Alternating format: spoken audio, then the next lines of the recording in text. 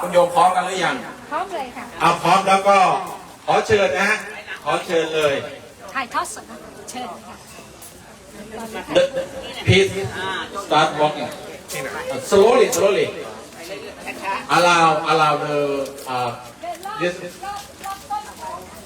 allow อิติปิโสภะคะวาอะระหังสัมมาสัมพุทโธวิชาจารณะสัมปันโน slowly not too slow not too fast moderate and count at your mind that this is first round this is second round this is third round just only third round or 3 rounds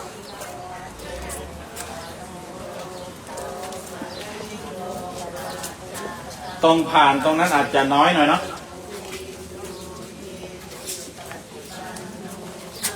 โยมถือโปรยทานนั้นอาจจะถอยมาระหว่างแบ่งครึ่งด้านหน้าด้านกลางอะไรต่างๆได้นะแล้วก็โปรยไปเรื่อยๆนะเพราะว่ามันเป็นช่วงโปรยเนี่ยโปรยตรงนี้ขอให้มาโปรยในช่วงที่ตำแหน่งจุดเนี่ยด้านหลังที่มันที่ว่างๆเยอะๆญาติโยมจะได้รับได้สะดวกก็ถือว่าถือโอกาสโปรยแทนหน้าก็แล้วกันนะหรือจะให้หน้าบ้างให้หน้าเอาให้หน้าโปรยบ้างรอบไหนรอบไหนภายใน3 รอบเนี่ยโปรยได้เลยไปเลยโยมน้อยโยมพะเยาไปแยกกันเพื่อที่จะให้มันครบกันรอโปรยตรงนี้น่ะตรงที่มันมีพื้นที่เยอะๆโยมน้อยกับพื้นที่เยอะๆทางโน้นโปรยหน้าน้ำตกแล้วก็ตั้งที่เยอะๆกว้างๆน่ะโปรยได้เลยโปรยหาญาติโยมนั่นแหละ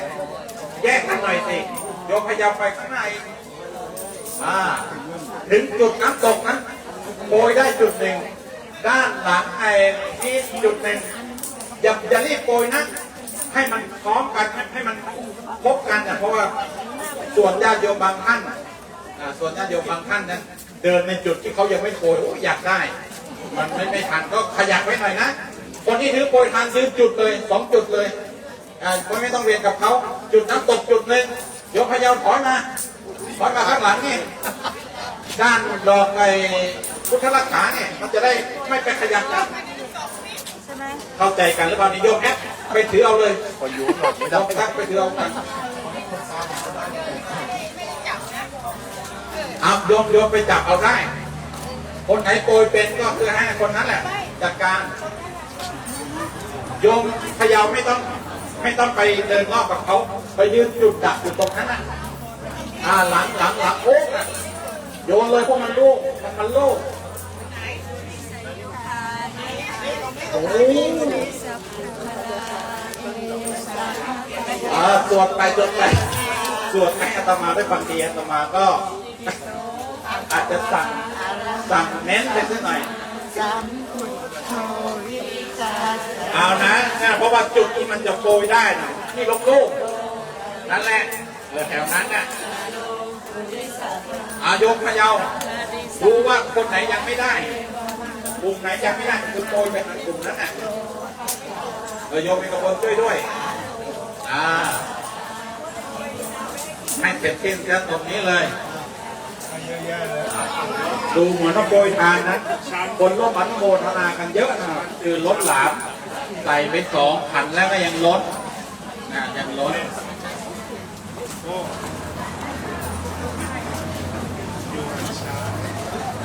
ท่านดูสิ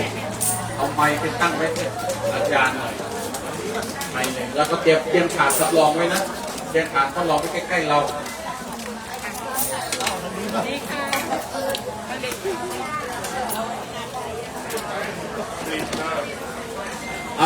ครบ3 รอบหรือยังครบ3 รอบแล้วก็เราก็หยุดเลยเจ้าหน้าหยุดนั่งตรงที่ข้างนี่เลยif complete 3 rounds we have a seat and ยกบริขารตั้งไว้เหมือนเดิมใช่แล้วบริขารจีวรบนคานบาทตั้งข้างๆน้ำมอนตั้งไปเหมือนเดิมเนาะขยับกลับเข้ามาไว้จุดเดิมเนาะ ก็ขออนุโมทนาบุญขอบคุณ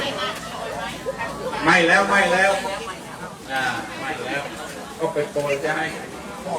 ใครยังไม่ได้ก็มาล้วงเอานะถ้ายังเหลืออยู่เอาใครจะทำมาช่วยจับด้วยนะฮะคุณโยมช่วยจับให้ดูเรียบร้อยด้วยขอเนี่ย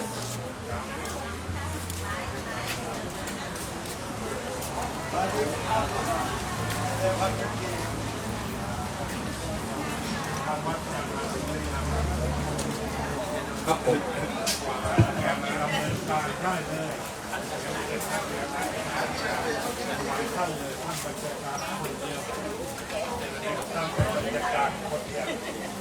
ผมก็ต้องฟังท่าน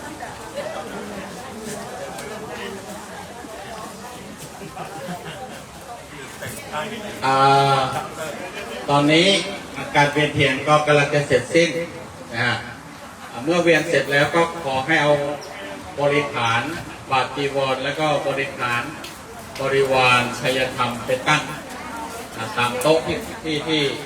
แต่เริ่มตั้งนะฮะให้ดูให้เรียบร้อยก็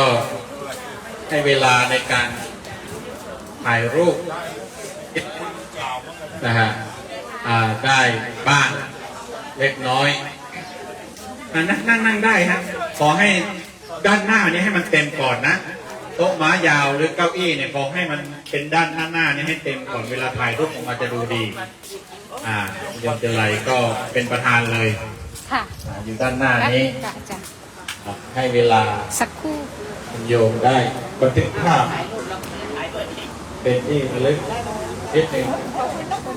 เสร็จจากการถ่ายภาพเรียบร้อยแล้วก็ต้องขอกราบพระท่านบนท่านพระอาจารย์ไปนั่งที่เก้าอี้ร่วมกับในฐานะเป็นตัวแทนของคุณพ่อของโยมเดวิด อยากให้ผมเป็น ด้วยแล้วก็รวมถึงคุณพ่อคุณแม่ของท่านนาคอินทร์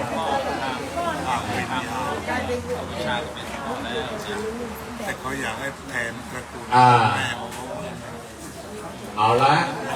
พร้อมกันหรือยังครับ ตายเลย ไอเนี่ยจะบุกอะไรบังแล้วเสียงหายเป็นจุดช่วงเอาละโยมถ้าใช้เวลากับการถ่ายรูปมากขั้นตอนอื่นๆก็จะยืดไปนะโยมนะเรายังมีเวลาเรายังมีขั้นตอนอีกหลายอย่างเอาแล้วล่ะ9 โมง 15 นาทีก็เป็นเวลาที่ดีขอเชิญคุณโยมโจ้คุณโยมโอ้โทษทีเอาเก้าอี้มาอีกตัวหนึ่ง ออกขาวนั่นแหละที่โย เอา ม เก้าอี้ขาวเอามาอีกตัวหนึ่งใช่ตั้งกลาง โยมเชษฐานั่งติดก่อน โอเคโยมข้อหน้าตั้งกลางตั้งพระอาจารย์เดี๋ยวกลับพระท่านที่คนท่านพระอาจารย์เป็นตัวแทนของคุณโยมพ่อโยมแม่ของคุณเดวิดด้วยครับ อาจารย์ก็ต้องสลับภาษาอังกฤษเป็นระยะไปท่านจะได้รู้ โอ้รู้สึก เดี๋ยวหนูจะไปถ่าย lost confidence เลยก็ได้ เดี๋ยวให้โยมกัลยาช่วย พระ เอา อาจาร ไม้ ย์นะ ตัวหนึ่งก็ช่วย เอาเดี๋ยวฮะตอนจังหวะนี้มันแปลไม่ได้มันเดี๋ยวช่วงอื่นๆด้วยplease put down your brother first put down put aside maybe left side okay and then we will start reciting requests for forgiveness from parents so first bow 3 times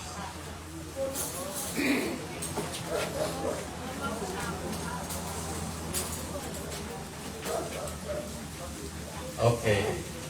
please repeat after me มาตา มาตา ปิตะเลสุ ปิตาเลสุ ปมาเทนะ ปามาเทนะ ภวา ภาวา รัตเย รัตเย นักตัง นัทคัง สัพพัง สัพพัง อัปปลาทัง อัปปลาทัง ขมันตุโน ขมุสโน มาตา มาตา ติตโล ปิตโล สัมมา สัมมา สัมพุทธัสสะ สัมพุทธัสสะ ธรรมะ ธรรมะ วินัยเย วินัยเย วิรุณ วิรุณ รหัตถายะ ละหทายะ กรรมอันใด กำปันใด ทางกายก็ดี ทางกายก็ดี ทางวาจาก็ดี ทางวาจาก็ดี และทางใจ และทางกาย ก็ดี ก็ดี ที่ลูก ที่ลูก ๆได้กระท ๆได้กระท ำล่วงเกิน ำล่วงเกิน ต่อคุณพ่อ ต่อคุณพ่อ และคุณแม่ และคุณแม่ ขอคุณพ่อ ขอคุณพ่อ และคุณแม่ และคุณแม่ ได้โปรด ได้โปรด อโหสิกรรม โอโหสิกรรม ให้แก่ ให้แก่ ลูกๆด้วย ลูกๆด้วย เพื่อความ เพื่อความ เจริญ เจริญ งอกงาม นอกงาม ในธรรม ในธรรม และวินัย และวินัย ขององค์ ขององค์ สมเด็จ สมเด็จ พระสัมมา พระสัมมา สัมพุทธเจ้า สัมพุทธเจ้า สืบไปเถิด สื่อไปเถิด While she came again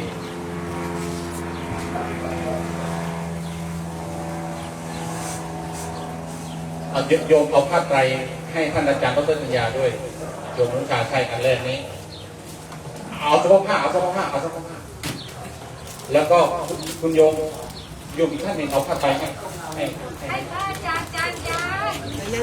เอาเพื่อนแข่งกันด้วย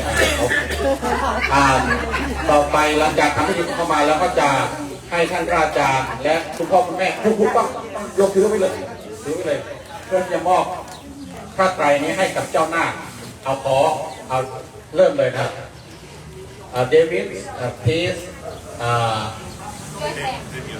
put your hand forward to receive the rope the second rope นิมนต์ท่านพระอาจารย์ได้มานั่งตำแหน่งประธาน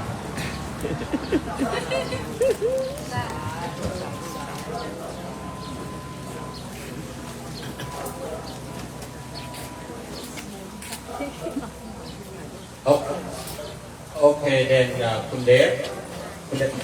โยมมนุษย์ชาช่วยคุณเดฟอิงคำ please stand up and then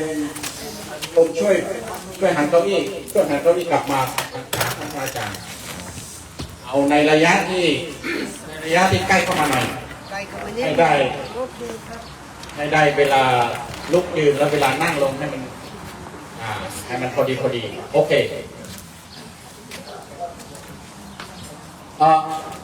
เอาดอกไม้ให้ด้วยดอกไม้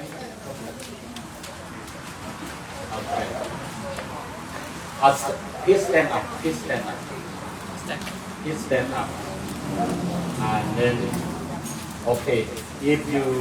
ready please start requesting for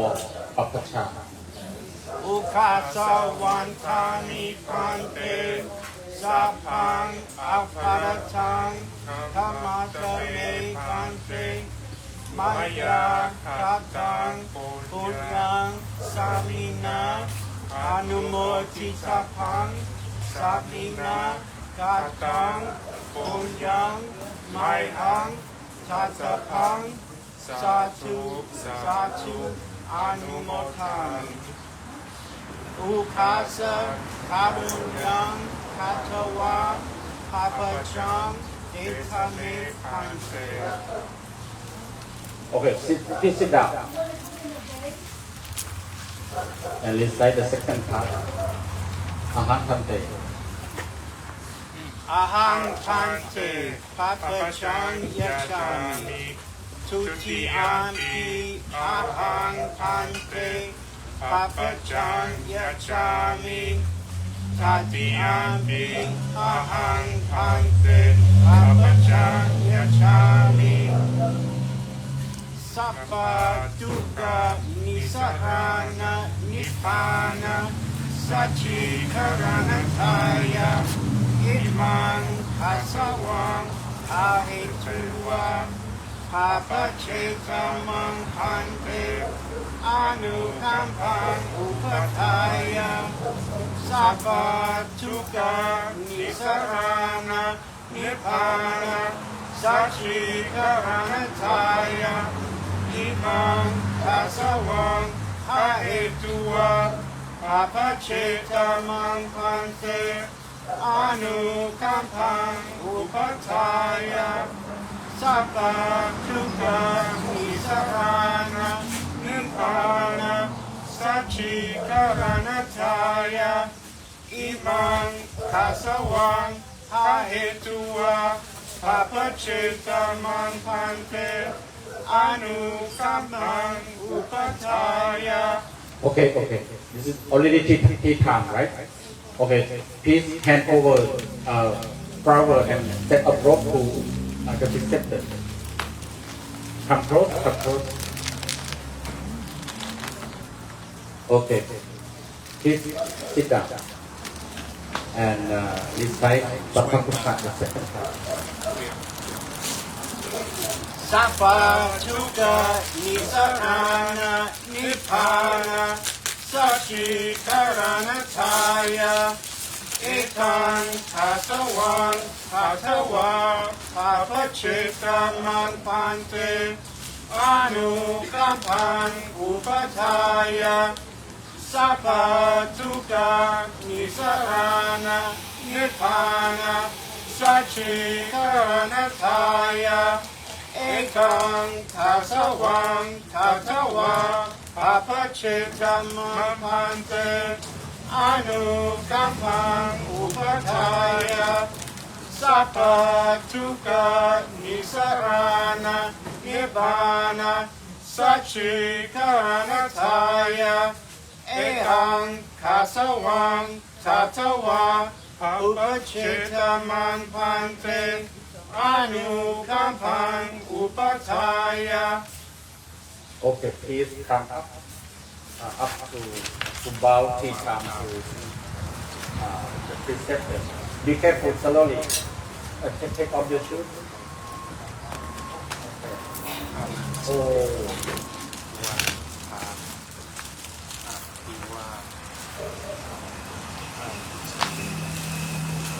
Ajahn Jalin ครับไม่ได้ยินเนาะเอาที่รองมันมีอาสนะดำๆที่รองสำหรับคุณเดฟเราลืมเลยหลายเรื่อง ที่ร้องอาจจะ ผมมีไหมที่เรานั่งสมาธิกันโยมแต่ในตู้น่ะไปดูหรือว่าอาจารย์ยังอยู่ที่ใดที่หนึ่งโอเค sit comfortably and please listen to the teaching from the preceptor. Join your hand. คุณเดฟ Join your hand, please. Good morning, David. Good morning, Arthur. สแตนบาย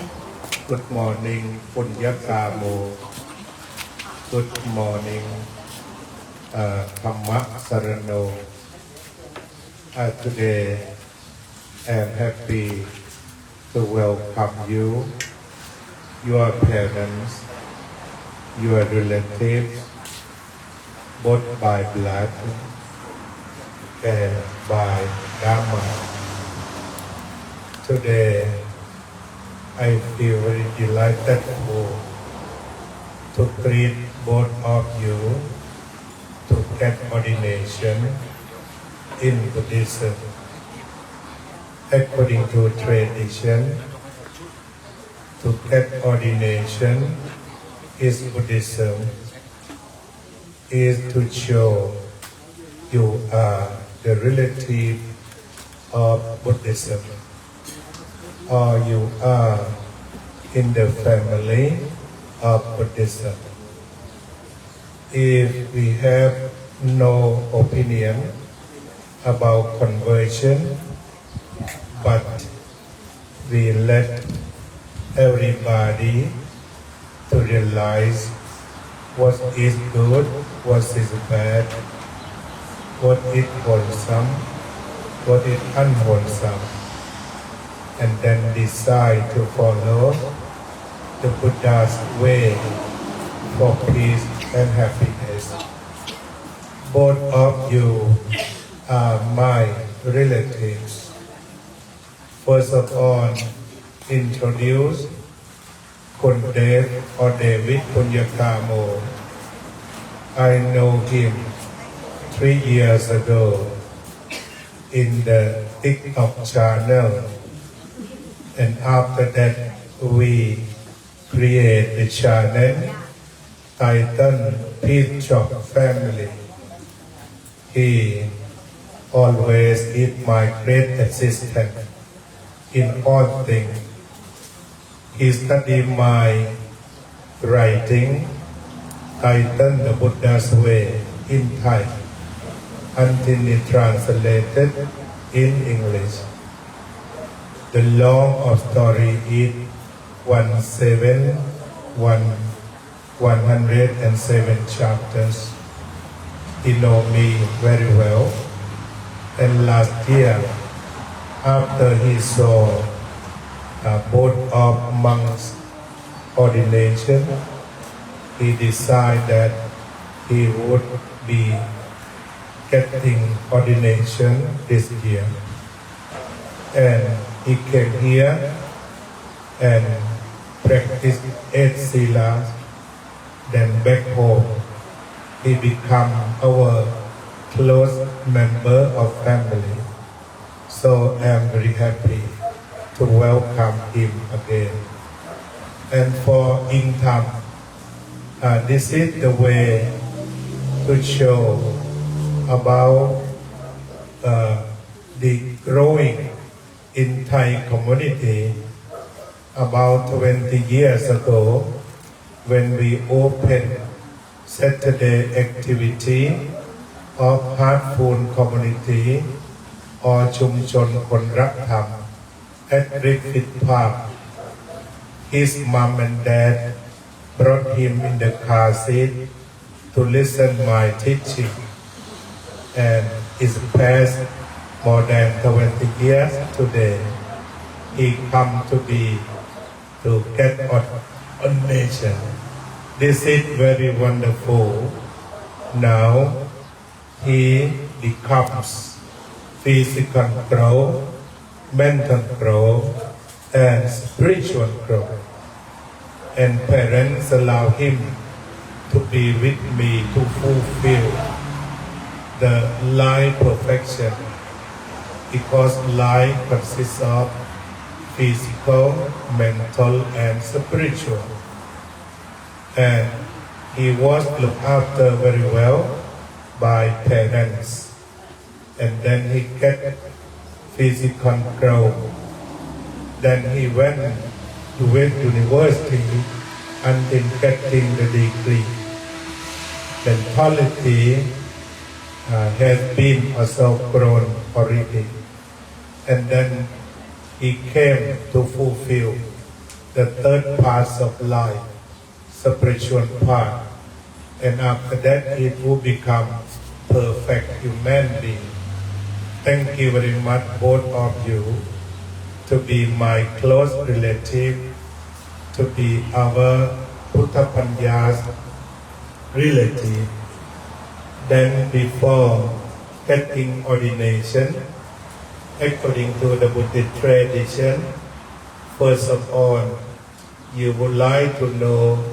the Triple Gem. That is the highest thing that we follow.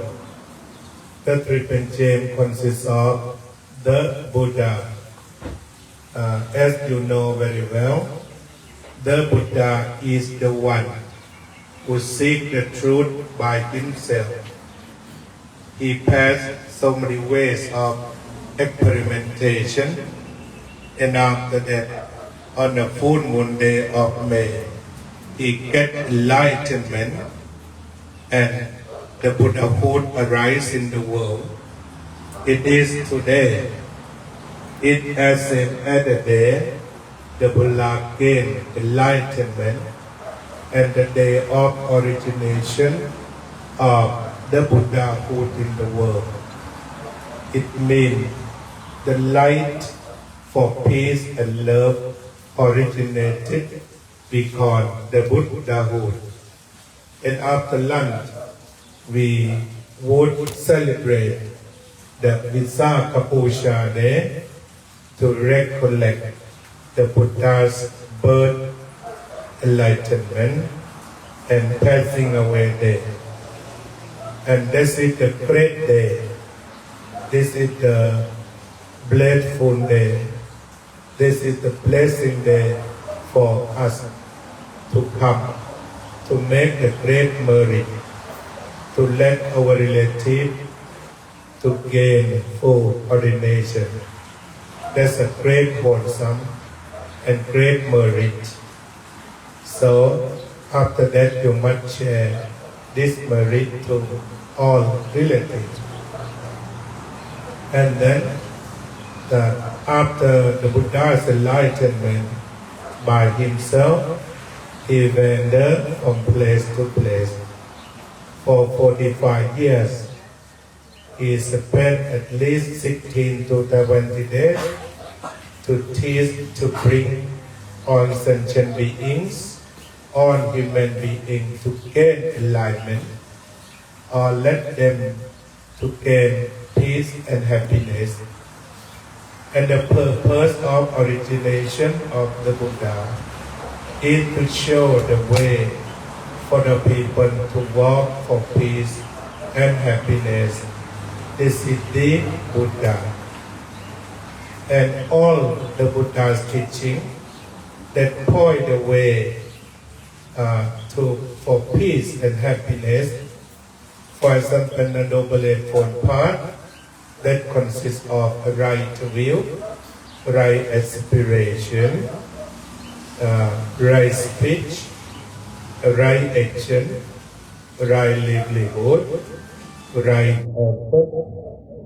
right mindfulness, and right contemplation. We call the Dharma, or in the Buddhist field,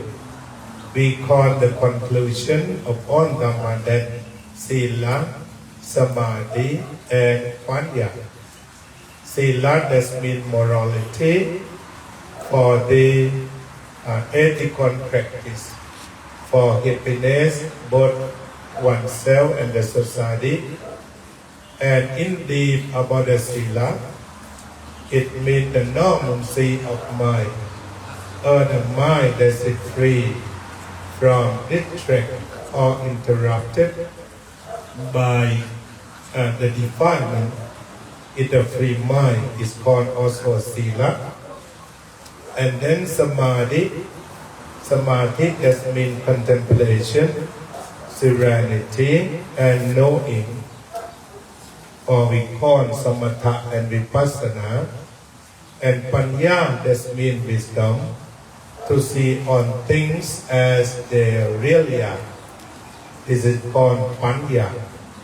This is the Dhamma we would like to penetrate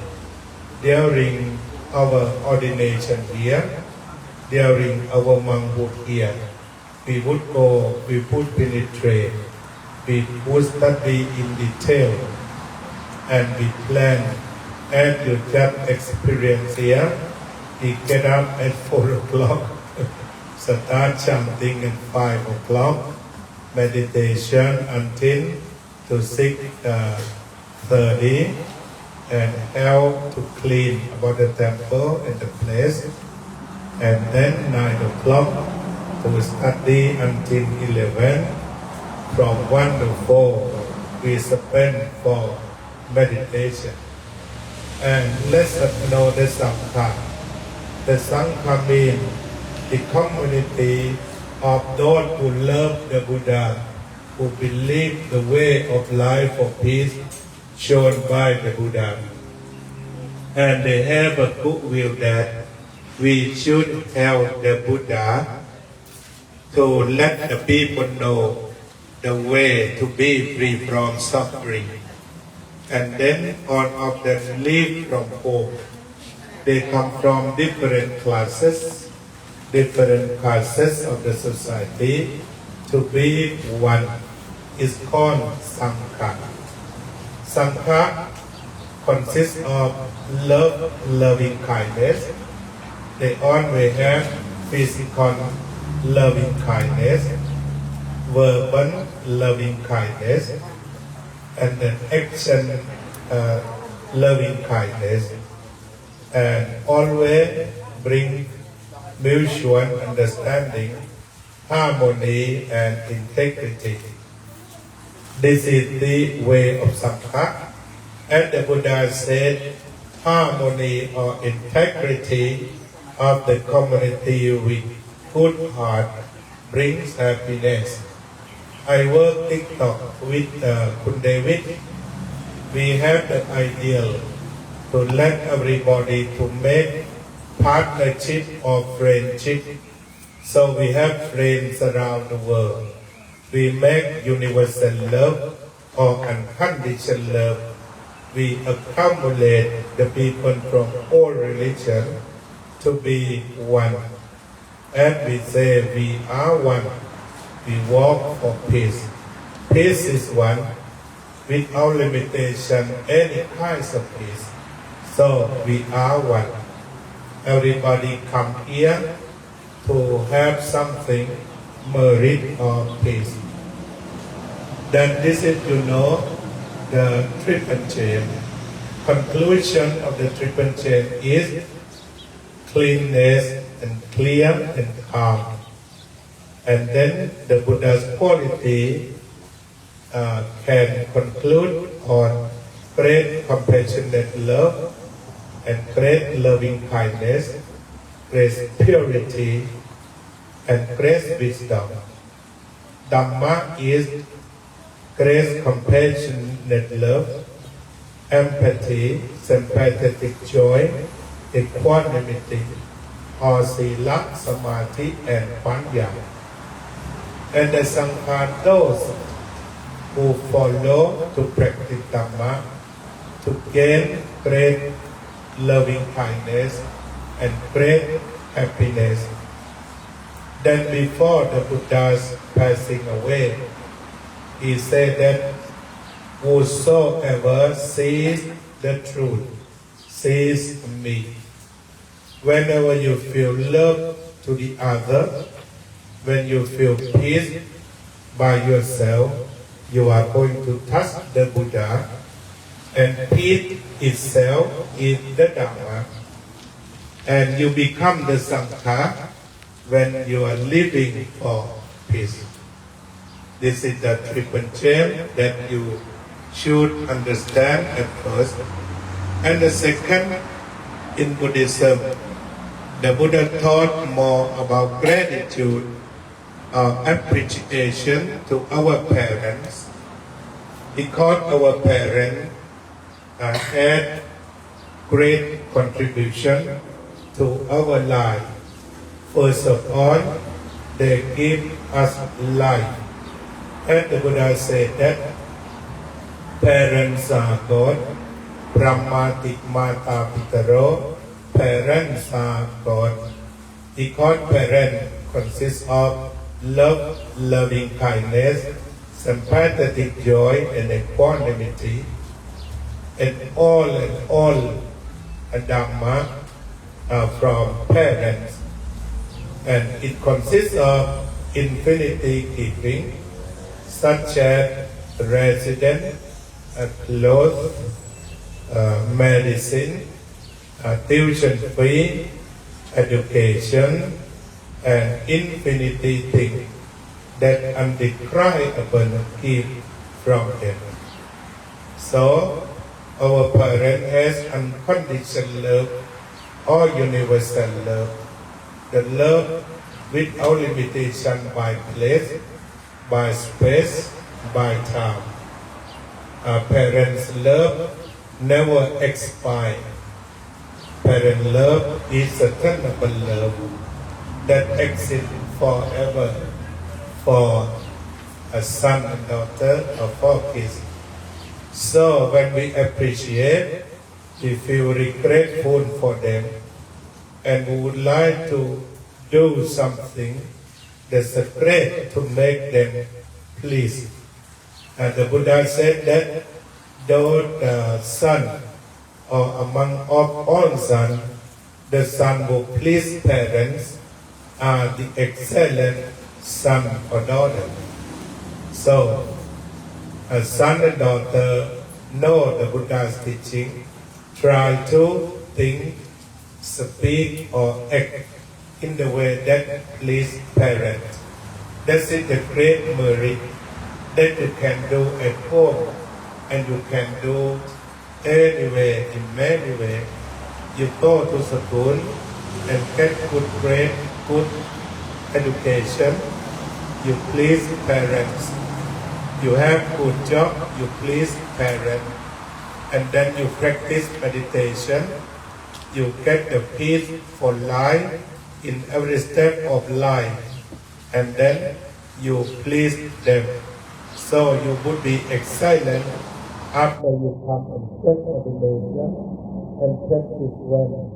as best as you can. That's it, the great merit to you and your parents. And even your parents pass away, we can share and dedicate our this great merit to them. And may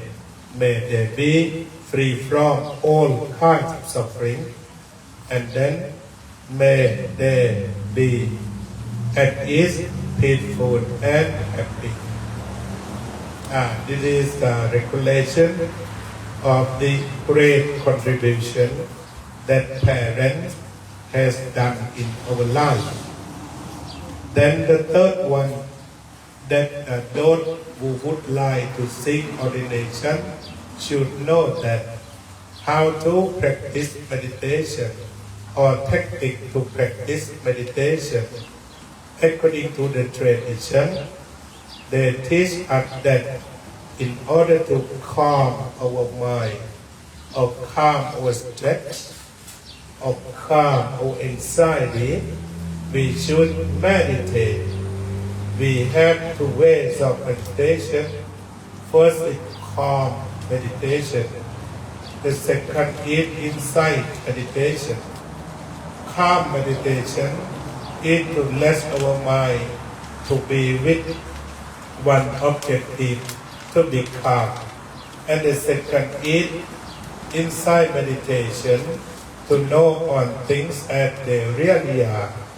And then today, I would like to give you the way both calm meditation and insight meditation. To practice calm meditation, you must repeat reciting the word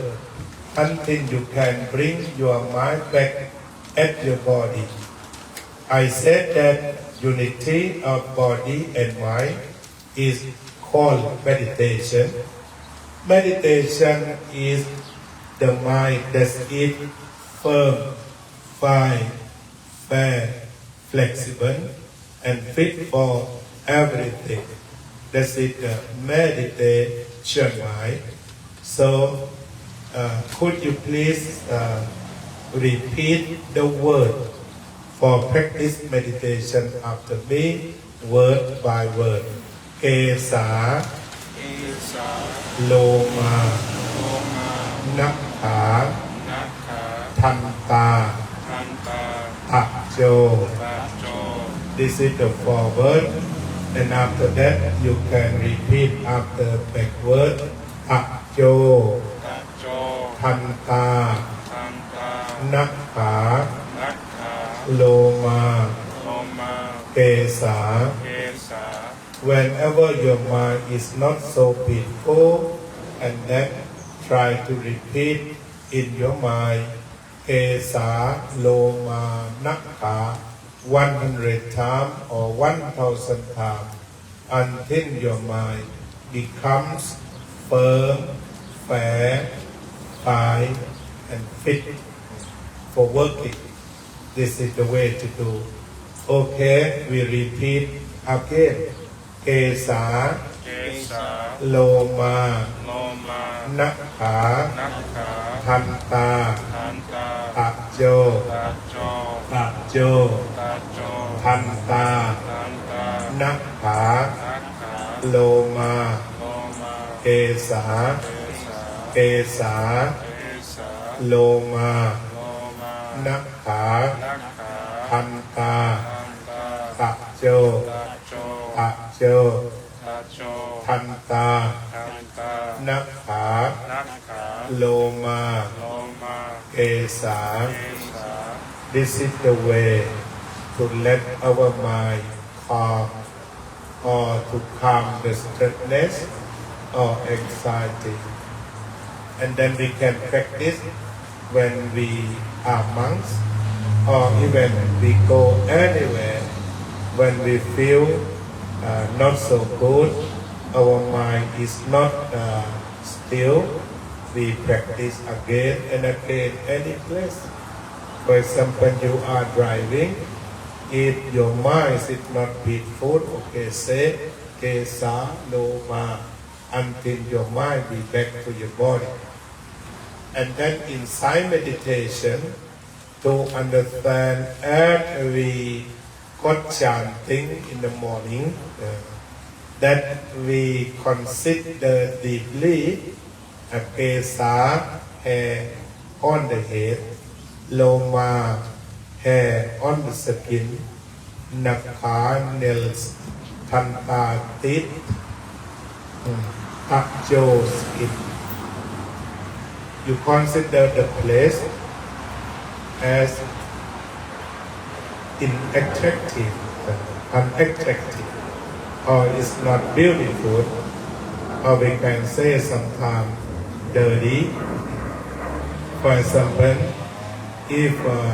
your hair fall in the soup or curry, you think it become dirty. Or your nails sometimes you never clean 2 or 3 days, it's come not clean. So why the Buddha teach us to see as unattractive things? Because he wants us to be detached from that, or to consider to remove attachment of that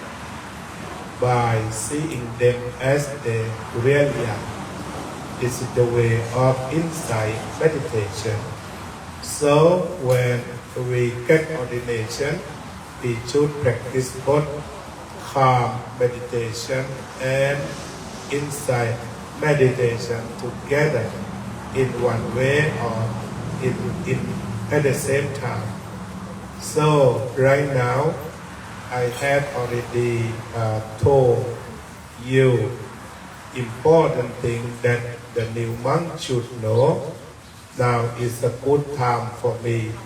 to give you the robe, and all monks I should show your loving kindness by helping to wear robe for you. Okay, please you come first. จะสวมอย่างไรอาจารย์สวัสดิ์ช่วยเร็ว This way แป๊บนึงนะคะ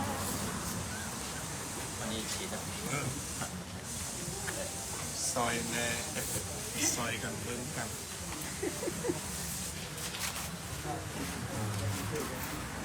Okay. ไม่ต้องอยู่ป่าใต้เลย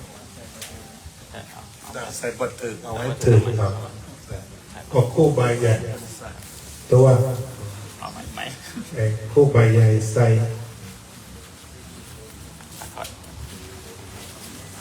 ได้แก้ไขได้เล็กไปหรือเปล่า คุณนี่มีกระเป๋าหลังก็ต่อแค่เข้ามาที่อาจารย์ช่วย ซอยกันปนกันแบ่งบุญไป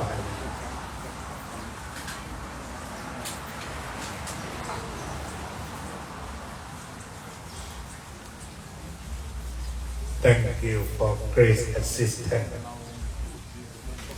จากนั้นก็ จะไป ผมที่ไหนอาจารย์นรินทร์บัญชาการได้เลย ไปผมที่ โอเค บ้านภาวนาพิรตาราม follow our beloved monk and they will help you to wear robe ช่วงนี้ในระหว่างที่ผมจีวรก่อนจะรับศีลก็จะได้ขอทักทายพี่น้องอาตมาก็พยายามทำพิธี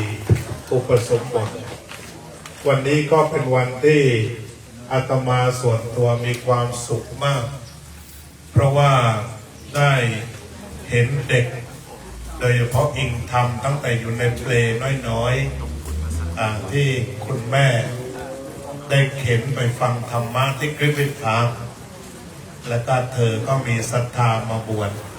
ถือว่าเป็นสิ่งที่อัศจรรย์ที่สุดและก็ประการต่อมา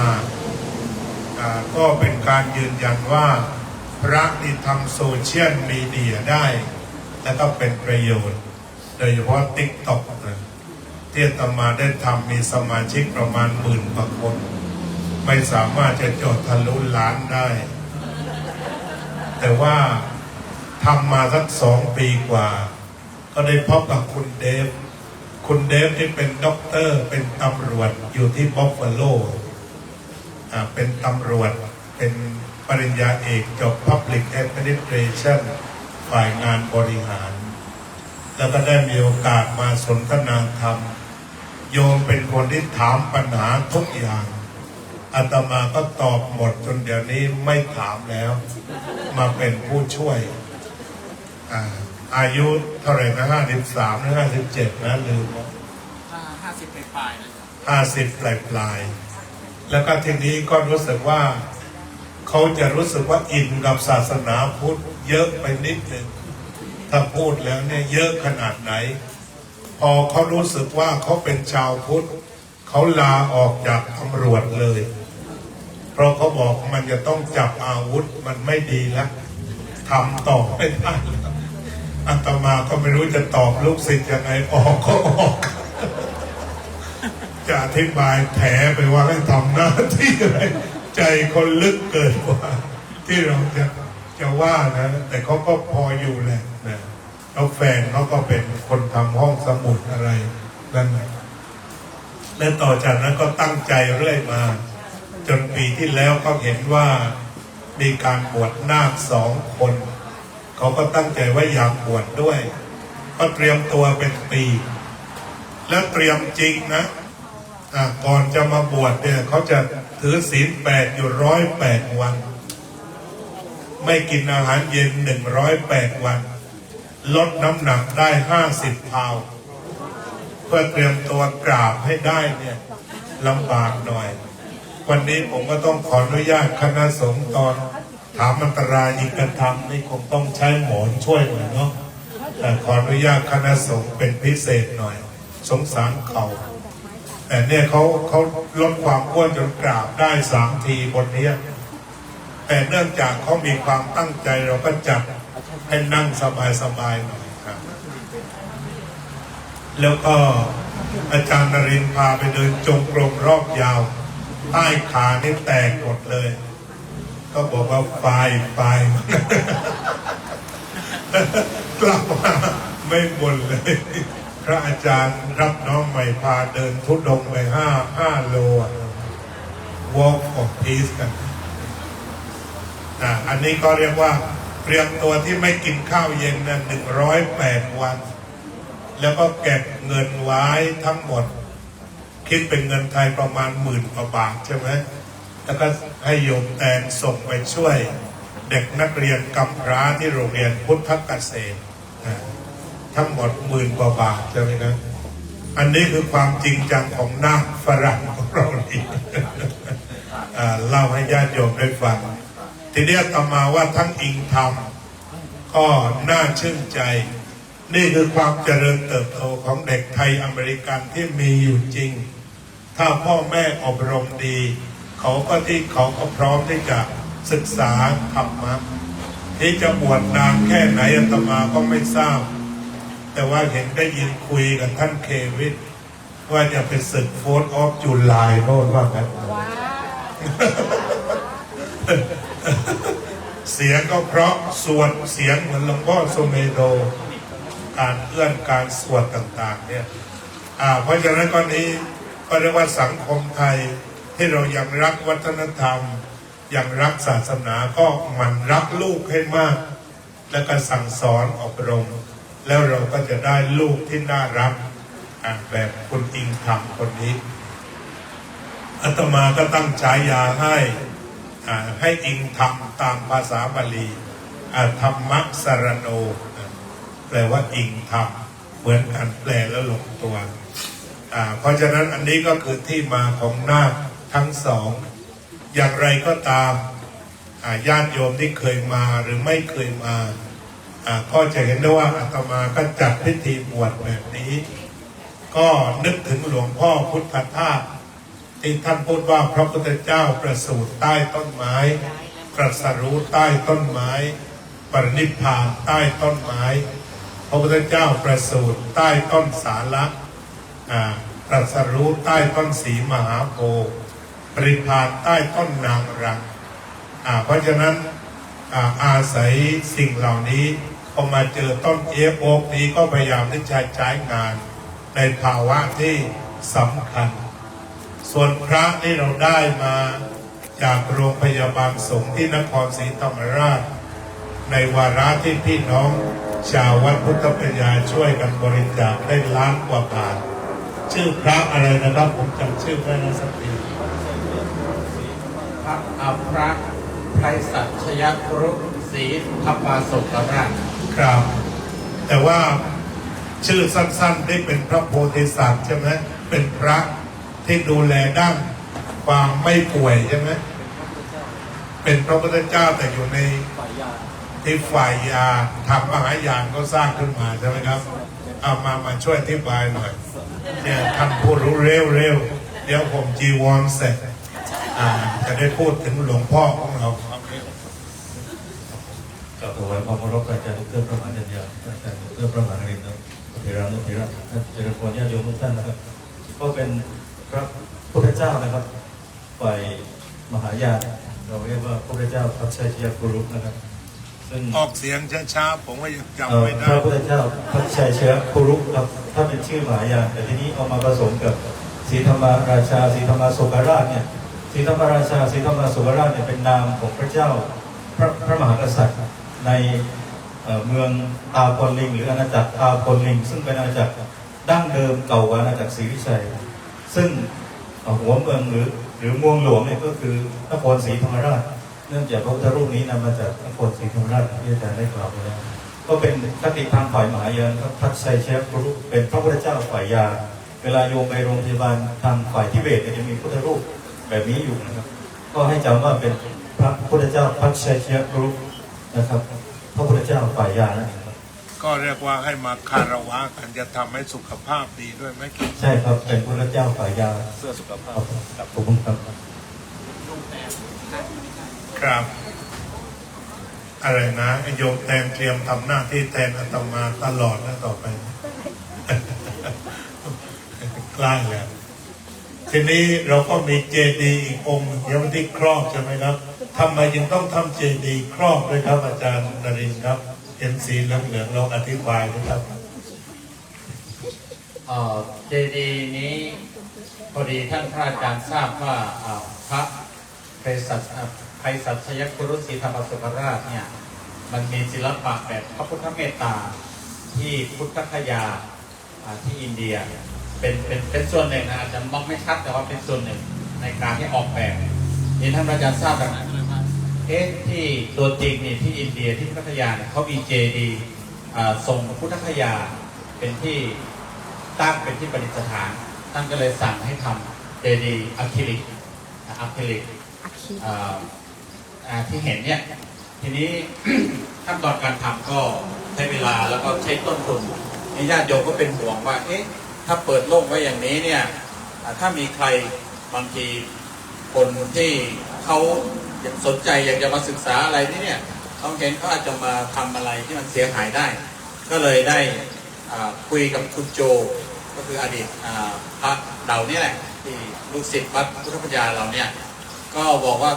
จะทำ เจดีย์เป็นเจดีย์ไม้แบบประกอบแยกเข้าแยกออกเนี่ยเอาหุ้มเพื่อให้ปกป้องหรือป้องกันได้ไหมพอดีเขามีความสามารถทางศิลปะการงานช่างคนนี้ก็เลยบอกได้ก็เลยทำแต่ว่าโยมไม่เห็นหรอกเพราะว่าอาตมาลื้อเขาเป็นซ่อนไปแล้วก็ให้เห็นองค์จริงนี่งามนะแต่องค์นั้นก็คือเราป้องกันเพื่อที่จะไม่ให้มันมีใครเข้ามาทำเสียหายก็คล้ายๆกันเนี้ยรูปทรงคล้ายกันอันนี้ก็คือเรื่องของเจดีย์ ครับผมทีนี้ก่อนที่จะได้สมาทานเป็นสามเณรอาตมาก็ขอซักซ้อมทำความเข้าใจเพื่อให้ทุกอย่างดำเนินไปได้สวยงาม จากนี้ไปท่านก็จะได้สมาทานศีล10เป็นสามเณรแล้วอาตมาก็จะได้รับนิสัยเมื่อรับนิสัยเสร็จตามพิธีบวชเราก็จะบวชในสีมาก็มีภัตสีมาจากนั้นก็จะนำสามเณรและพระทั้งหมดจะขึ้นไปบนภัตสีมาโน้นก็คิดว่าเนื่องจากที่แคบหน่อยก็ดังที่อาจารย์ดร.นรินทร์ได้บอกจะขึ้นไปดูไม่เกิน20หรือว่ายิ่งน้อยยิ่งดีจากพ่อญาติทีนี้หลังจากบวชเสร็จแล้วเพื่อความสวยงามของเราแม้วันนี้พระทุกรูปนำบาตรมาแต่เราจะตักบาตรเพียง2 องค์ตักบาตรพระใหม่โดยเราจะดึงโต๊ะมาไว้ตรงนี้แล้วก็เตรียมข้าวตักบาตรมีถาดวางไว้ข้างๆฉะนั้นญาติโยมไปในบางวัดก็จะเห็นได้ว่าเขามักจะนำเงินใส่ย่ามพระใหม่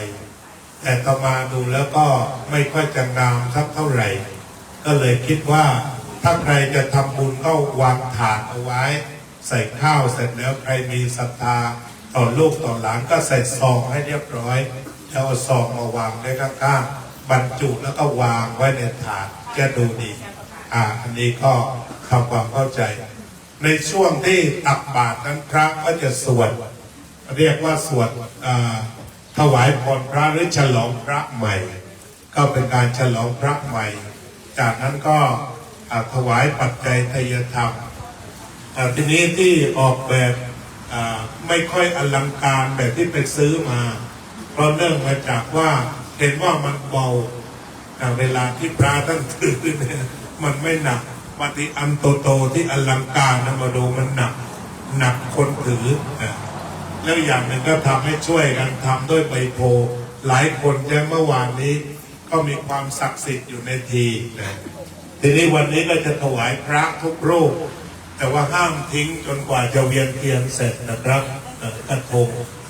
ดึงซองออกได้แต่ว่าห้ามทิ้งกระทงหรือกรวยจนกว่าจะเวียนเทียนเสร็จเพราะโยมวางแผนไว้ว่านี่คือดอกไม้ที่จะถวายพระเวียนเทียนเอาทีนี้หลังจากเสร็จพิธีฉลองพระของเราแล้วเราก็จะร่วมกันทานอาหารแล้วก็เวียนเทียนวันวิสาขบูชาเสร็จแล้วพระสงฆ์ทั้งหมดก็ทำอุโบสถสังฆกรรมพิมลอาจารย์ครับครับท่านมาแล้วnow the candidate already wear the robe and you ask for ดอกกุหลาบ something please give them offering flower offering flowers okay you please stand up and then this request for Salama and Sila อุคาสวันทานิพันเตสัพพังอาภารตังธรรมะเมพันเตมายาคาตังปุญญังสามินาอนุโมทิตตังสามินาคาตังปุญญังไมหังสัจจังสาธุอนุโมทามิอุคาสะการุญญังทัตวะทิสังเมนะสหัสสิลานิเอชะเอพันเต Please sit. recite the second part. Aham Pante. Aham Pante Sarana Silang Yachami Tatiyampi Tutiyampi. Tutiyampi Aham Pante Sarana Silang Yachami Tatiyampi Aham Pante Sarana Silang Yachami. Okay, then car up next. Car up and bow kick palm to me. You please kneel down on the cushion. Be careful.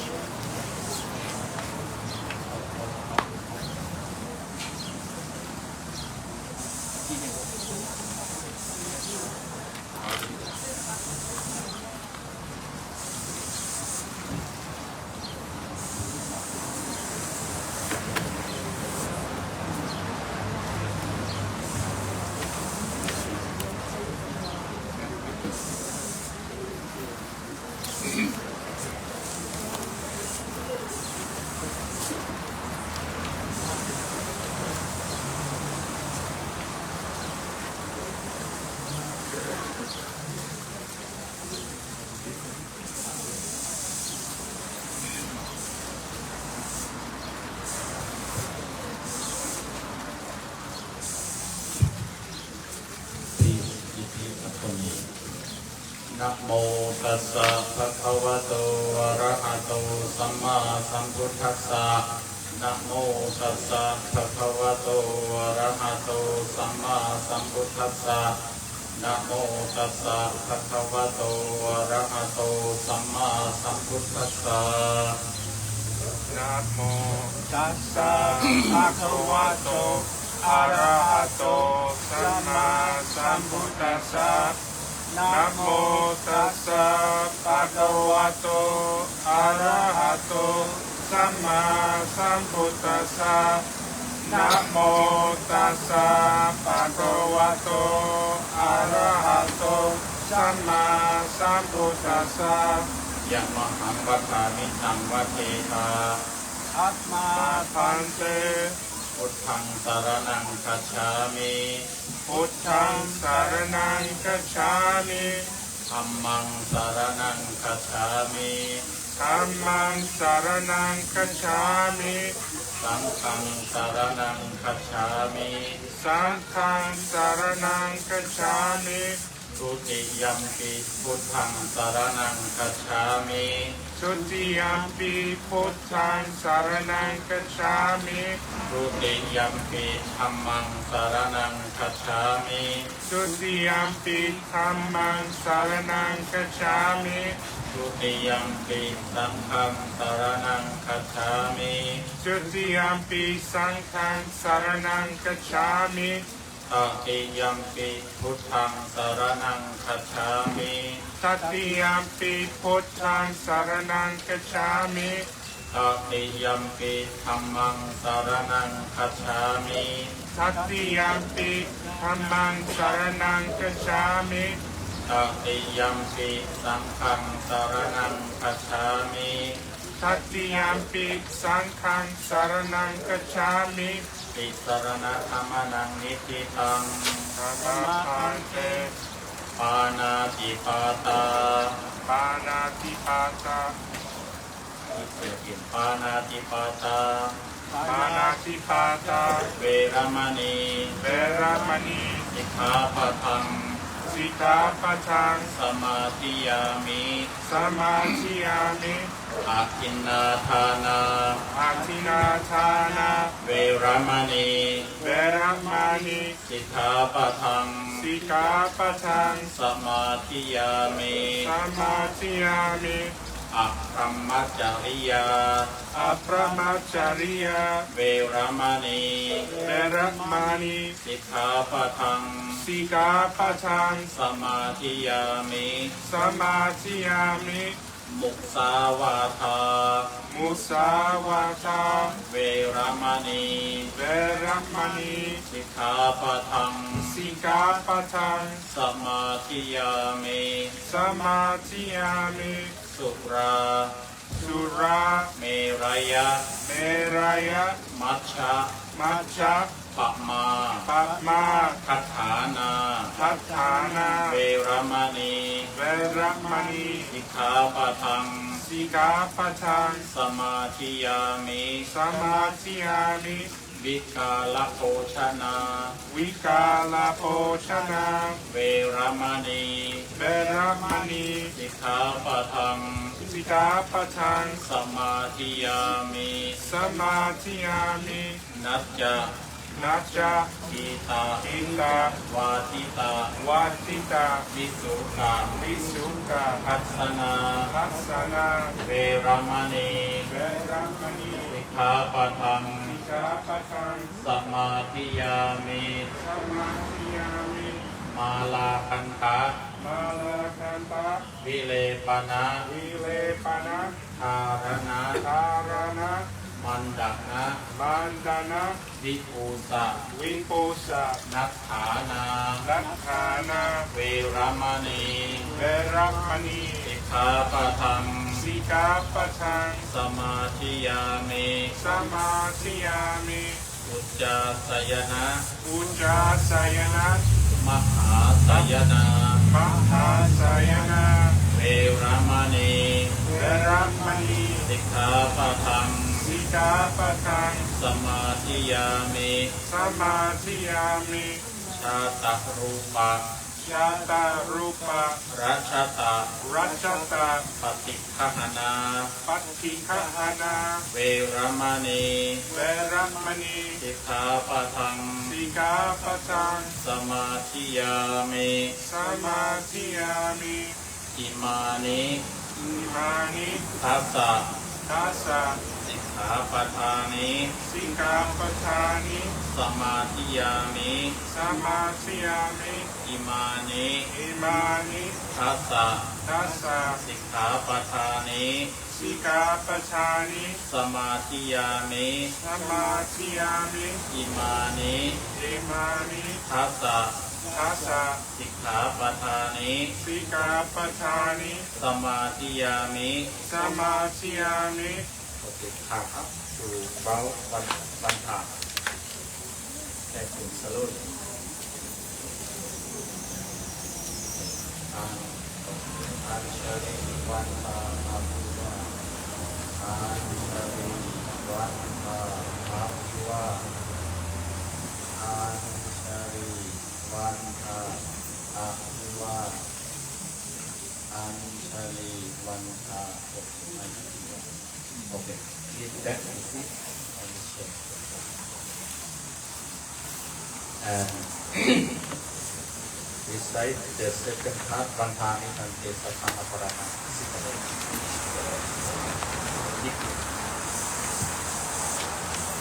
One. วันทามิพันเจสัพพังอัปปาราทังธรรมัสเมพันเตมายาคาตังปุญญังสามินาอนุโมทิสัพพังสามินาคาตังปุญญังไมหังกิจพังสาธุสาธุอนุโมทัง Okay, this part about this okay. Careful, slowly. ตอนนี้ก็บรรพชาสามเณรเสร็จสิ้น Apiva, เดี๋ยวก็จะไปรับบาตรและมาขอดิส Banta, Apiva, บีบแผ่นผ้าติดมือมาไว้แผ่นผ้าเล็กๆครับดีมาแล้วเนาะ back down, and then ให้วางผ้า walk to receive arbo or the represent of your parent or your parent. Okay. When you receive arbo, please take the small throat. Put there. Take the small throat. Someone is arrange income. The rope. Should be marked so that they can know. Can you? Okay, 1 minute.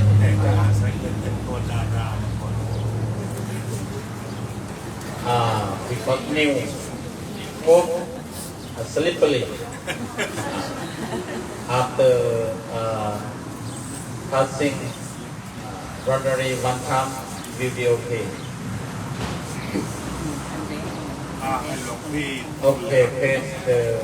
small drop and together. Okay. Offer together. ยกบาทยกบาทกับประเคนพร้อมกันนะ Okay. And hold your elbow. Hold your elbow. Turn to your preceptor.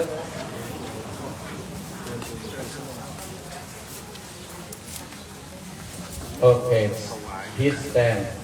Please stand in front of me. ขอเอาเก้าอี้กลับไปให้เลย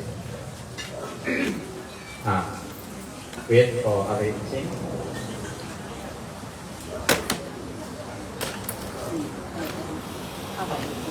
Okay. Yes. For Samane Ladir. Not in debt. Or not. Okay. When okay. 1, 2, 3. Ukasa. อุคาสะวันทามิพันเตสัพพังอภารตังธรรมัตเมพันเตมายาทัตตังปุญญังสามินาอนุโมทิตาพังสามินาทัตตังปุญญังไมหังทัตพังสาธุสาธุอนุโมทามิอุคาสะทารุญยังทัตวะนิสัยยังเทเทเมพันเต Okay, please sit down. Say the second part. Aham Pante.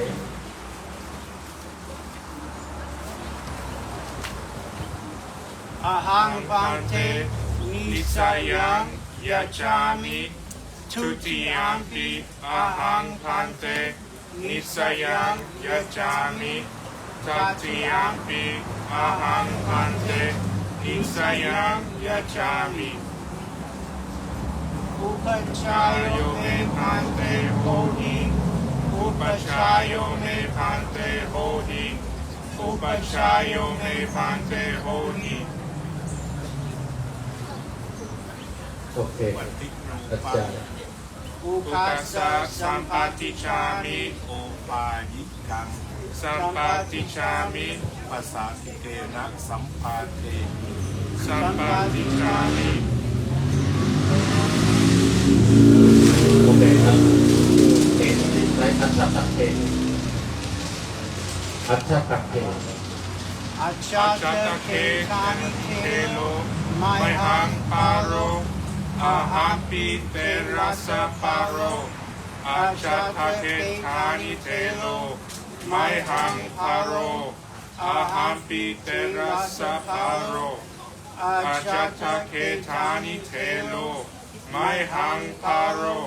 อาหัมปิเตรัสสะปาโร Please stand up and hand over up, offering flower and apple to Secretary.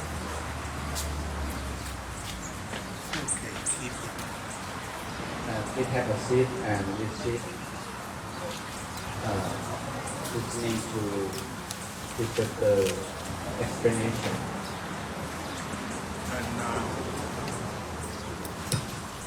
Now, both of you come and ask me to be your preceptor, to be your master, to take care you close, and say, Upachayo me pante hohi. Could you please be my upacha? I say, yes. Good, appropriate, and good way to practice. And I accept you as my student. And then you show generously that Acha Akhe Thani Thero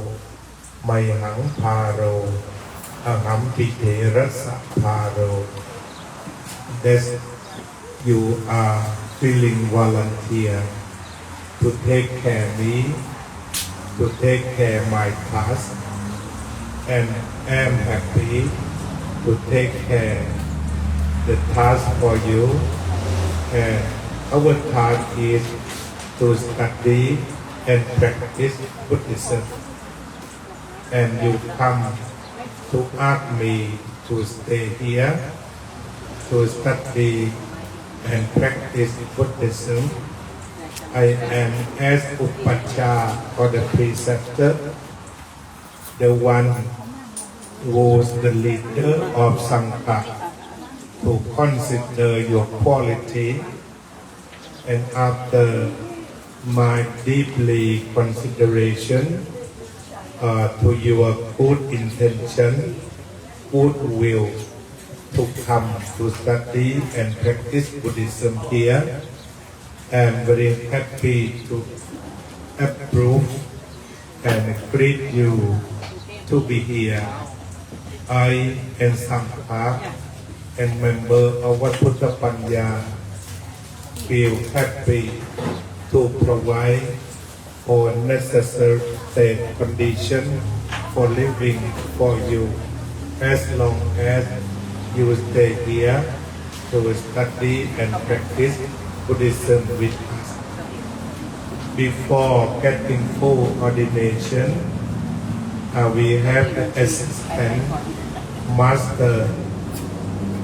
who is chanting in Pali language, and I give you Pali language. Give Pali language to David as Punya Kamo, and Arthur as Dhamma Sarano. When they chant Inna Mosi, you say Ahang Pante Punya Kamo Nama. Arthur say Ahang Pante Dhamma Sarano Nama. When they ask in Pali language, O Namate Upachayo, they ask your Upacha name. Your Upacha name is Suttiyano. So you reply them and answer them. Upachayo me Pante Ayasama Suttiyano Nama. So I, on behalf of Sangha, greet you to prepare for full ordination. For the convenience of full ordination, we should do in the demarcation of the boundary set by the Sangha according to Dhamma Vinaya. So we should leave here to go to upstairs to perform about full ordination over there. Thank you.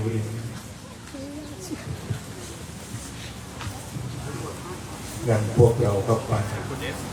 เราถือบัตรเป็นให้ลูกศิษย์ถือไปลูกศิษย์ถือไปนะอาจารย์ช่วยหรือเปล่าครับก็ไปบอกก็เจิดนิมนต์พระทุกรูปครับโยมอยู่ที่นี่จะชวนกันทำวัดเช้าออกก็ได้นะใครจะหรือคุยกันหรือดื่มน้ำชากาแฟแล้วแต่หนูต่อไปเลยนะหนูต่อไปเลย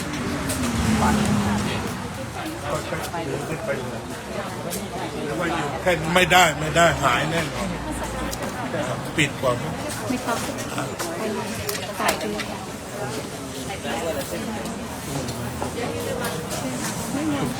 แมว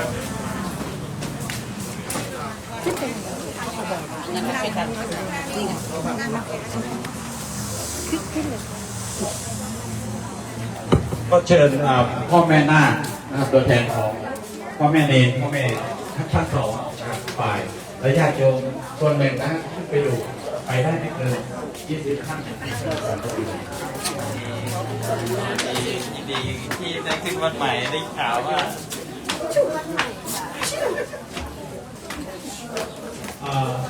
โยมช่วยจัดอาสนะให้เป็นด้านหน้า เจ๊ทำอะไรมาตกลงสนุกทำอะไรคะ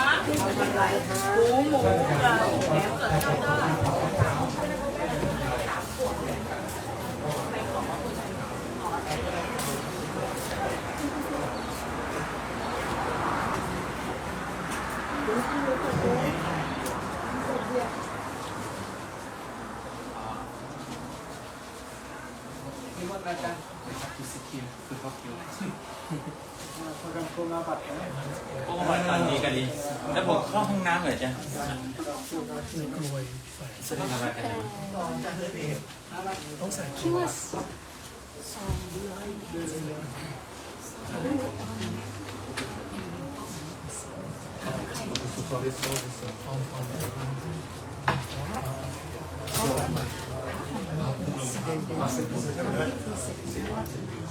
ีครับ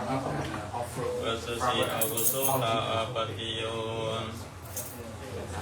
อายติงอาวุโสสังวรยาสิ โยมรอก่อนนะเดี๋ยวให้พระเข้าที่เตรียม สาธุสาธุสาธุสัพพะตาปฏิโยอรจิมิสัพพะตาปฏิโยอรจิมิสัพพะตาปฏิโยอรจิมิสัพพะทุกาปฏิโยอรจิมิสัพพะวิมุตตาปฏิโยอรจิมิอะหังอาวุโสสัมภะมุลานานาวัจจุกายโยปฏิโยปฏิกาตุมังคุเลปฏิเตเสมิอามะอาวุโสอัสสามิสาธุสุตุอาวุโสสัมฤทธามิตุติยปิสาธุสุตุอาวุโสสัมฤทธามิตติยปิสาธุสุตุอาวุโสสัมฤทธามินัมปุเรมุกริตามินัมปุเรมุอาติตามินัมปุเรมุกิติตามิ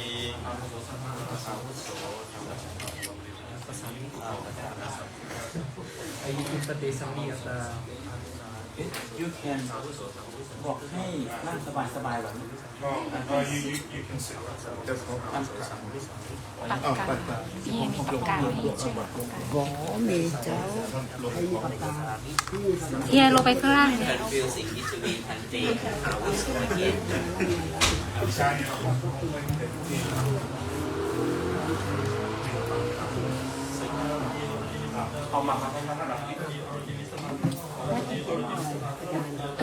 ให้พระอาจารย์เลยเนี่ยเพราะว่าเดี๋ยวท่านพูด เดี๋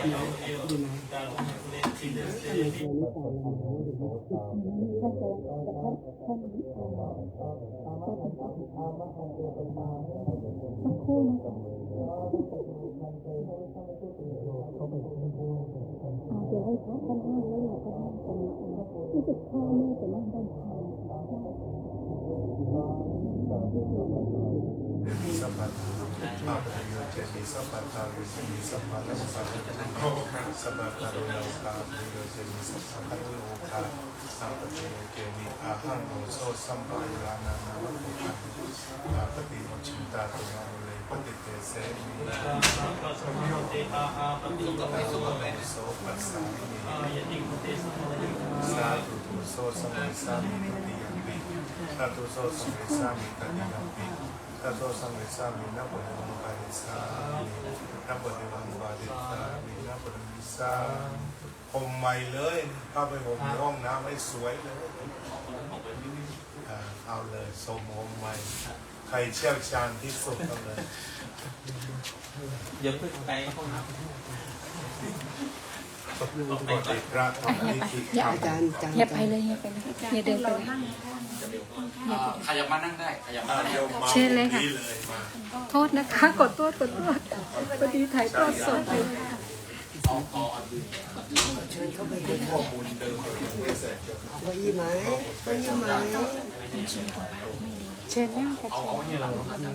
อ้าวไปทำย้อนหลังนะ ปากกานี่มีประโยชน์ พระ นะ ครู ปากกานี่มีประโยชน์นะสาย บายเนื้อบายใจสบายสบาย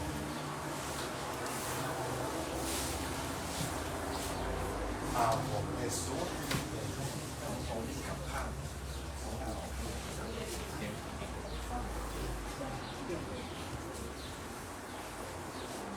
เก้าอี้นั่งได้นะสำหรับท่านใดท่านนั้นนะครับ สูงกับพระอาจารย์ อีกอย่างหนึ่งว่าอยู่ฝั่งนี้ให้ ให้เชิญคนข้างล่างมาเป็น ไม่ ไม่ ต้ ต้ อ อง งชื่อค่ะเอาแค่เอา ดีก็พอ ไม่ต้องเยอะมาก ไว้เตรียมตัวตักบาตรอะไรอย่างเงี้ย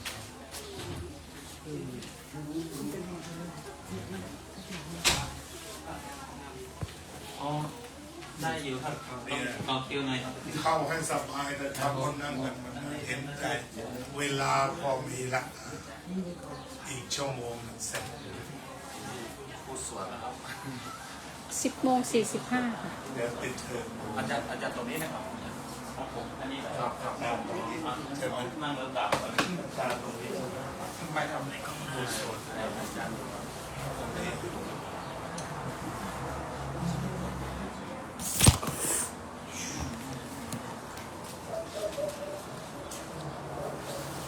การสวดเก่ง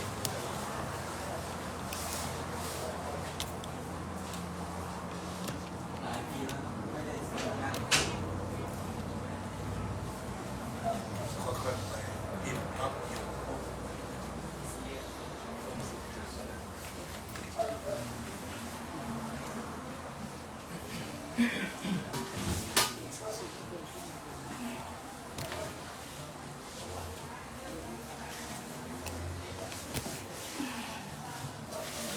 วันเทศจาน จ๋า ขอน้ แป๊บนึงนะคะ เอา อาจารย์ น้ำขวดเล็กมาให้ที่น้องน้อย ำตรงนี้ได้แล้ว เอาลงมาบ้างก็ได้ขวดเล็กเอาลงมาทั้งหมด เดี๋ยวพี่ทำ ลงมา อาจารย์ เรียบปล่อยเล็ก on your flower and come up to the preceptor and bow tea time up leave flower aside you อาจารย์เป็นคลองหลัง aside you okay then bow tea time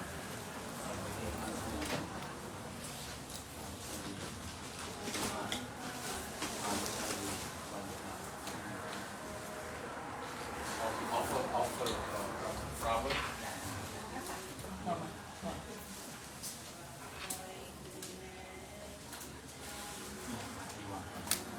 ใช่ครับ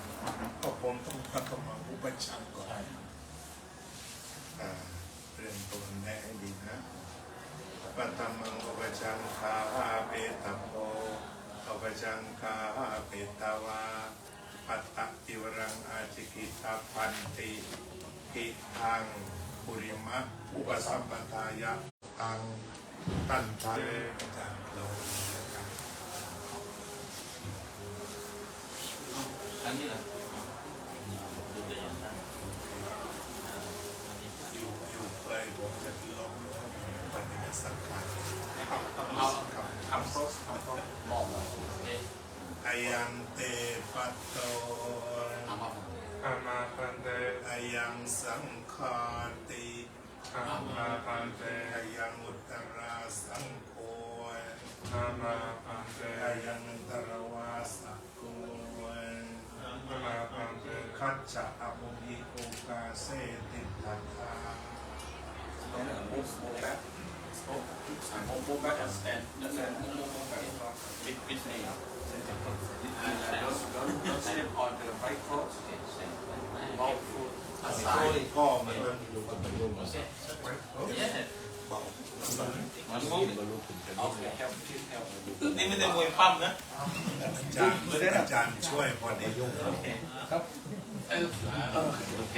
สโลว์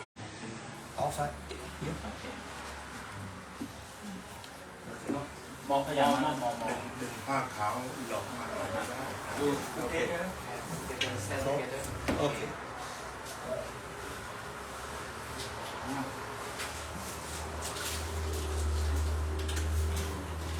กับเกิดเป็นแฟน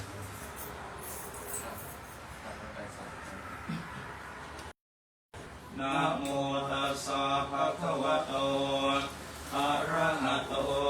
สัมมาสัมพุทธัสสะสุนะหะโตเมพันเตสังโฆปุญญากาโมจารธัมมะสรโนจารอายะส มโตทุติยานัสสะอุปสัมปทาเปกขา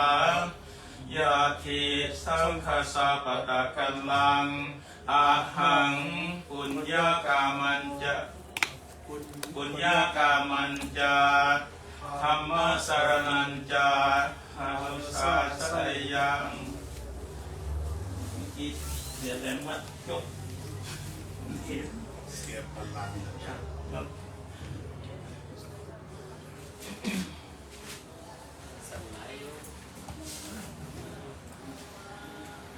สุนาสิปุญญากรรมสัตตุนาสิธรรมสรณะอายันเตสัจจการโรกุตกาโลยังชาตังตังสังฆมเชปุชันเตสันตังอาทิติวัตพังอาสันตังนาทิติวัตพังมาโควิทาสีมาโคมังกุอาโคสีเอวันตังปุจิสันติสันติเตเอวะรูปาอาภาธากุทัง คำละออองค์นาทีนาทีสอนองค์นา นัต ที ถิพันเต นาทีพันเต พร้อมกันนะครับ สันโดษ นาทีพันเต กิลาโสน นาทีพันเต โสโส นาทีพันเต อะปมาโรน นาทีพันเต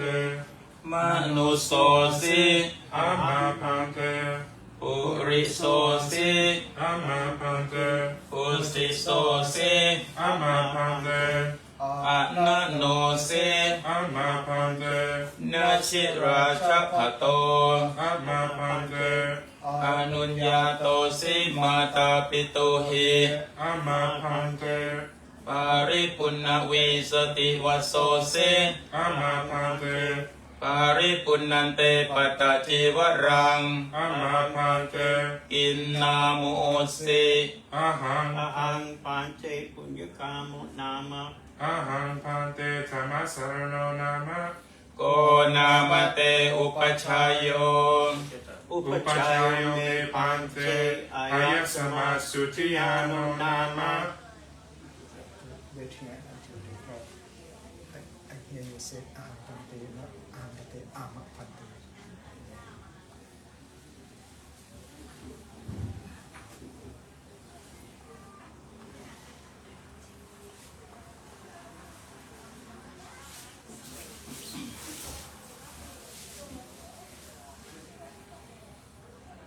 สุนาตุเมพันเตสังโฆปุญญากาโมจาธรรมสรโนจาอายสมโตสุทิญาณัสสะอุปสัมปทาเปกขาอนุสิทธาเตมยายาทิสังคสะปะตะกัลลังปุญญากามันปุญญากาโมจาธรรมสรโนจาอาคัจฉยุงอาคัจฉทา โอเคนั่งนี่ดาวนี่ดาว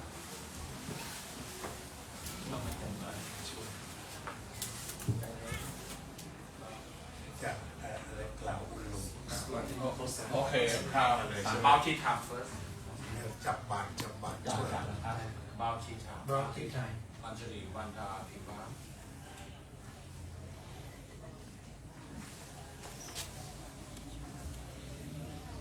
Do you need that?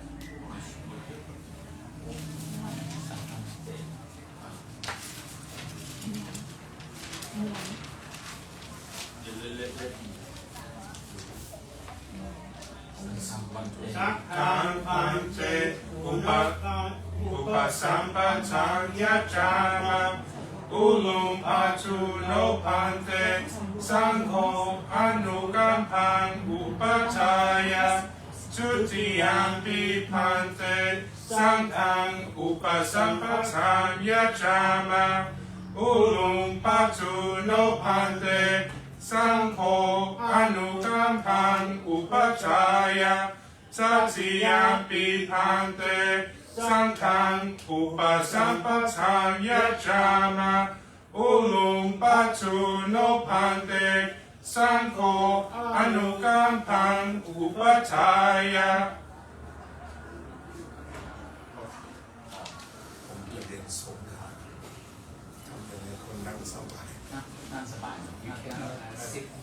เตรียมไว้ที่ว่าจะให้คนนั่งตรงไหนที่ช่วยไปไหน เกาะอะไรแดงๆอยู่ ที่อาจารย์เตรียมแผนไว้ ไม่ลิกกี้ไหนอยู่ด้านหลังอยู่ด้านหลัง ไม่ใช่ครับน่าจะเป็นตัวนี้แหละครับ อ๋อ เพราะว่าเขาเป็นเกี่ยว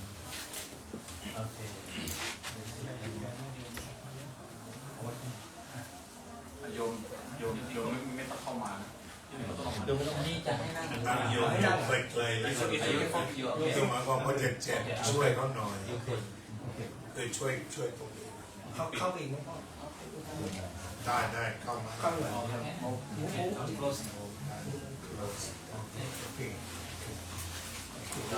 ั่งให้ได้ที่นะอีทา ท่านล้อมมันเข้ามาปิดทางเลยที่นั่นไปด้วย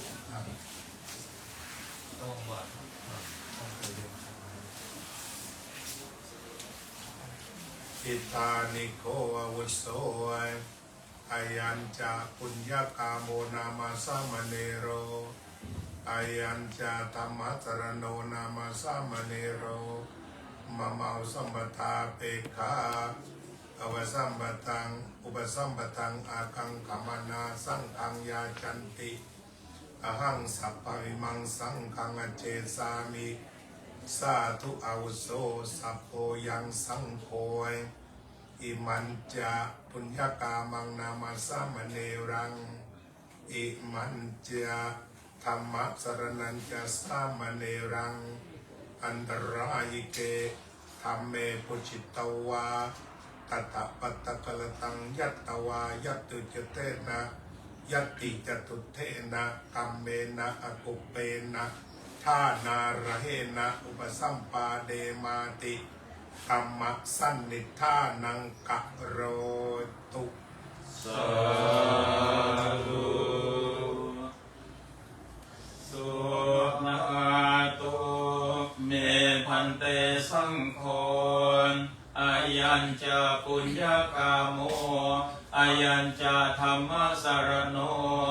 อายสมโตสุทิยานัสสาอุปสัมปทาเปขาญาทิสังฆสาปตะคันลังอะหังปุญญากรรมันจาธรรมสรนัญจาอันตรายเกธัมเมปุจฉยังสุนาสิปุญญากรรมะสุนาสิธรรมสรณะอายันเตสักจโรภูตกาโล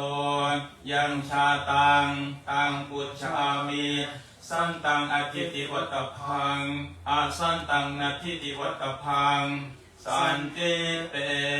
เอวะรูปังอาภาทังกุทังนาทีพันเตกันโดนนาทีพันเตเยลาโสนาทีพันเตโสนาทีพันเตอาปมาโรนาทีพันเตมนุโสเสอัมมาพันเตปุริโส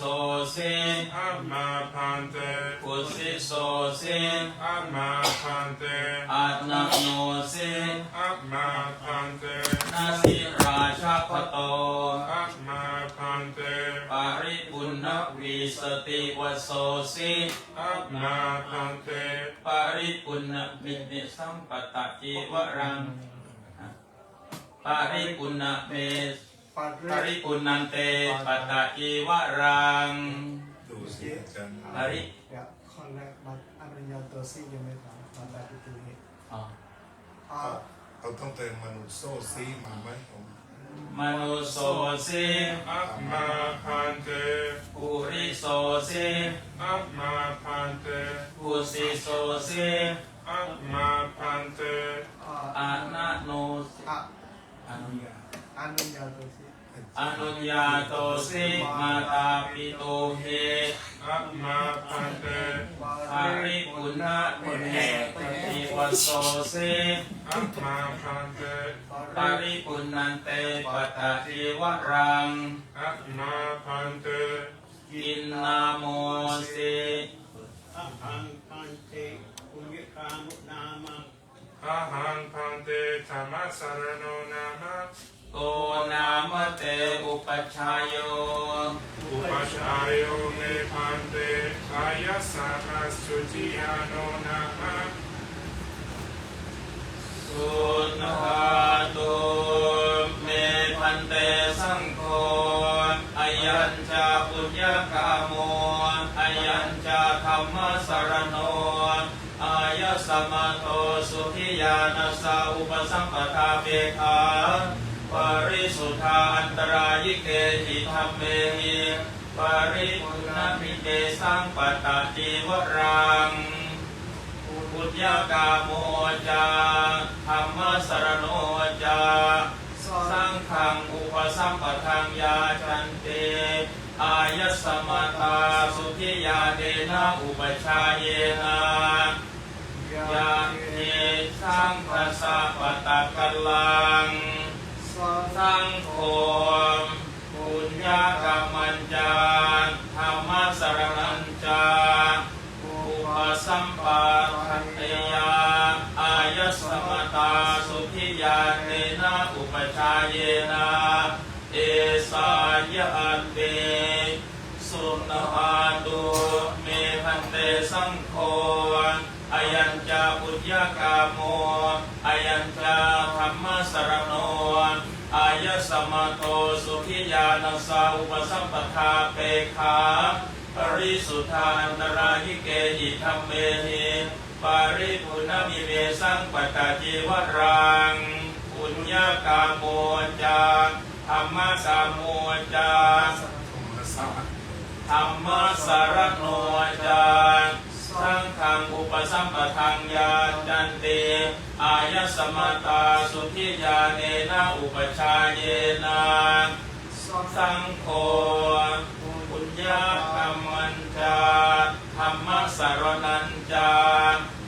สังฆังอุปสัมปทังยาจันติอายสมตาสุขิยาเนนะอุปชาเยนะสังโฆปุญญากรรมัญจาธรรมสารนัญจาอุปสัมปะเทติอายสมตาสุขิยาเนนะอุปชาเยนะยัสสายสมโตขมติปุญญากรรมสัจจาธรรมสารนัสสัจจาอุปสัมปทาอายสมตาสุขิยาเนนะอุปชาเยนะโสตุนนะหัสสะยัสสะนัคขมติโสภาสยาทุติยัมปิเอตัมมัทังวัฏามิสุนหาตุเมพันเตสังโฆอายัญจาปุญญากาโมจาอายัญจาปุญญากาโมอายัญจาธรรมสรโนอายสมโตสุขิยานัสสะอุปสัมปทาเปขาปริสุทธาอันตรายิเกหิธรรมเมหิปริปุณณมิเมสังปตติวรังปุญญากาโมจาธรรมสารโนจาสังฆังอุปสัมปทังยาจันติอายสมตาสุขิยาเนนะอุปชาเยนะสังโฆปุญญากรรมปุญญากามันจาธรรมสารนัญจาอุปสัมปทาอุปสัมปาเทติอายสมตาสุขิยาเนนะอุปชาเยนะโสตุ ยัสสายสมโตขมติปุญญาธรรมสัจจาธรรมสารณสัจจาอุปสัมปทาอายสมตาสุขิญาเนนะอุปชาเยนะโตตุนะหัสสะยัสสะนัคขมติโสภาสัยยาตาอิยัมปิเอตมะทังวัฏามิสุนหาตุเมพันเตสังโฆอายัญจาปุญญากาโมอายัญจาธรรมสารโนอายสมโตสุขิญาณสาอุปสัมปทาเปขาปริสุทธาอันตรายิเกหิธัมเมหิปาริปุณณมิเมสัมปตาจีวรังปุญญากาโมจาธรรมสารโนจาสังฆังอุปสัมปทังยาจันติอายสมตาสุขิญาเนนะอุปชาเยนะ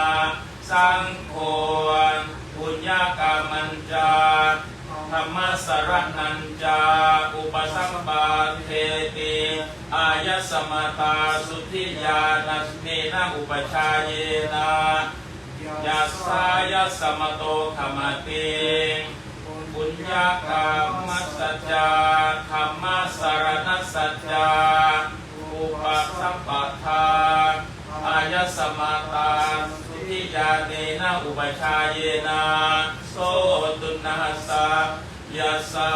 นัคขมติโสภาสัยยาอุปสัมปันนาสังเฆ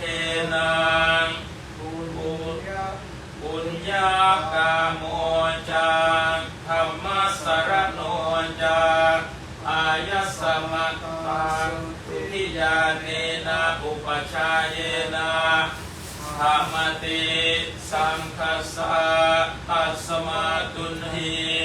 เทวเมตังภารยามิสาธุสิบโมงห้าครับจบไปก่อนนะ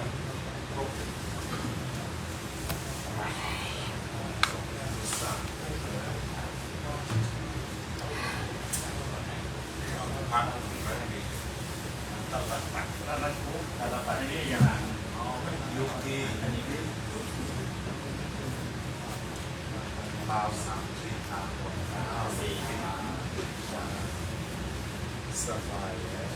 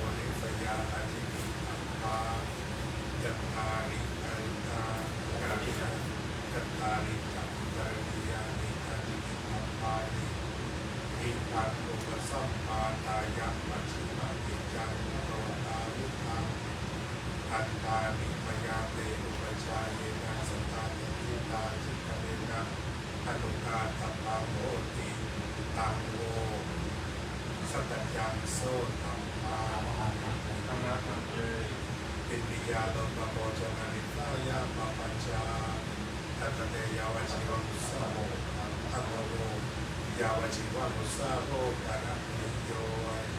อันเดเรตลาโอยสัพพะปัตตังพุทเทสัพพะตังนิมันตังนังสลาปัตตังปฏิกังโยสติกังปาติกังอานาปันเตปังสุโตละทิวรณิสายะปะปัญจาตัทธโมยาวชิวามุสาโรกานะนิโยอันเดเรตลาโอโมมังปาสิตังโกสุยังสานังกัมพลังสานังปังกาอาหารังเร รุขมูลเสนาสนิสายาปปัจจาตัทโวยาวชิวมุสาโมการะมิโยกัตเรกัลลาโภวิหารโรกัตโยโกปาสาโนหังยังปุคาอันมาเตปุติมุตตะเปสัจจาริสายาปปัจจาตัทโวยาวชิวมุสาโมการะมิโยกัตเรกัลลาโภสัมปิโนวานิตันเตนะมนุภานิตังอามาพันเตโอปสัมปันเนนาภิกขุโนภิกขุนาเมตุโนธรรมโมนิปติเสวิตโพอันธรรมโสตุจาติตายาติเอโยภิกขุเปตุนังธรรมังเสวติอัสสมโนโหติตัสสะยะปุติโยเสยธาปินามะโพลิโสสิสัจฉิโนอัปปะโพเตนะสรีวัง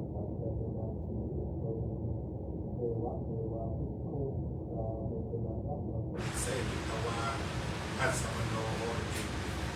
อัสสัพยาปุติโยตังโพยาวัจจิวังอัปปะระมิยาอามาทังอุปสัมเป็นเนนาภิกขุนาอธินังตยสังฆาตังนาทาธรรมังธรรมโสติมังสนังสลาตังปาทายะโยภิกขุปาตวาปาตระวะอิเตเรกปาทังวายอธินังตยสังฆาตังอธิยติอัสสมโนโภติอัสสตยะปุตติโยวันเสยธาปินามาปัญโยโตปัญญาปัมพุโตวันนาหาริปัตโตอัปปะโภอริหันตายะเอวาเมวะภิกขุปาตวาปาตระวะอิเตเรกปาตวะอินังตยสังฆาตังอธิยิตวะอัสสมโนโภติอัสสตยะปุตติโยตังโพยาวชิวังอัตตะระเมยาอามาอังเตอุปสัมปเนนะภิกขุนาสันติจะปาโนชิวิตานุโรเปตโพอันธรรมโสตุปฏิปิตังปาทายะโยภิกขุสันติจะปานังชิมะโยปัญญภิกขุสันติจะมนุสเลียงชิวิตาวโรเปติอัตธรรมโสทัพพปาตนานุปาทายะโยภิกขุกัสสมโนโหติตัสสะยังปุติโยเสยธาตินามะอุตุสิลาทวินทาปินาปฏิสันติตาโหติเอวาเมวาภิกขุสันจิตจาปานังชิมัตตุสันเชสันมนุสมิทังวะสันจิตจามนุสมิชีวิตาวโรเวตวะอัสสมโนโหติอัสสตยะปุติโยตังโมจาวชิวังอัตตะระนิยาอามาอุปสัมปเนนะภิกขุโนภิกขุพระปเนนะภิกขุนาอุตริตนะสัตตโมนะปุลปิตังโพอันนมัสโสสุญญาคาเรอภิรมานิติโยภิกขุปาปิโจจาปะโตสันนะโมตังอุตริมนุสัตตังปุลปติจานังวาริโมคัมมาปะคะวะพลังสมาธิวาสมาปฏิวามัคคะวาปัลลังวาอัสสมโนโหติตัสสะยะปุตติโยไวเสยธาปิตาโนมัตตกาชิโนอัปปะโภปุณณโยนิยายเอวเมวะภิกขุปาปิโจอิจาตันโตสัตตนะโพธังอุตริมิมุสสะนังปุระปิตะวายอัสสมโนโหติตัสสะยะปุตติโยตังโมชายาวจิวังอัตตะเปริอัปปะระลียันอามาอังเรโมกัปปิโตนิเนเบา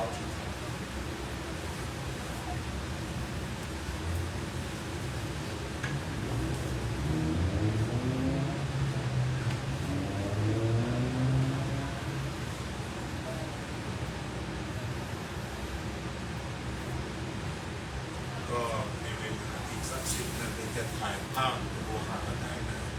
เราได้take photo ส่งกลับไปข้างล่างที่เดียวถวายของขึ้นแต่บาทเอาบาทโยมลงไปได้เลยอ๋อยังเดี๋ยวถ่ายรูปด้วยกัน จะถ่ายรูป ขยับแม่ กันนะครับเอาได้ลูกเก็บอาสนะ รูปได้แล้วก็ขอไปทางนั้น ยืนก่อนนะเอาไว้ข้างก่อน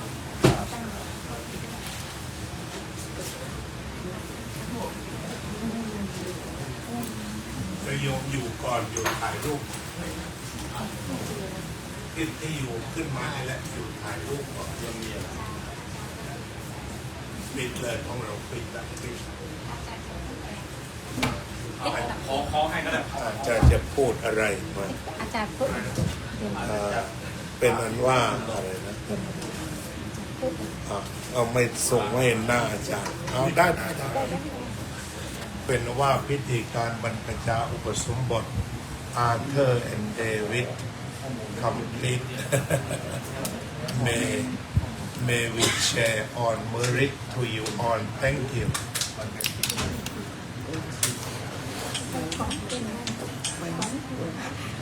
มีผู้ดูด้วย 3,000 คน 3K viewer today อันนี้ปิดของ Facebook ค่ะ ใช่ Facebook ครับ อันนี้ปิดเลยค่ะ น้องอินทามันจะต้องมีคุกเข่า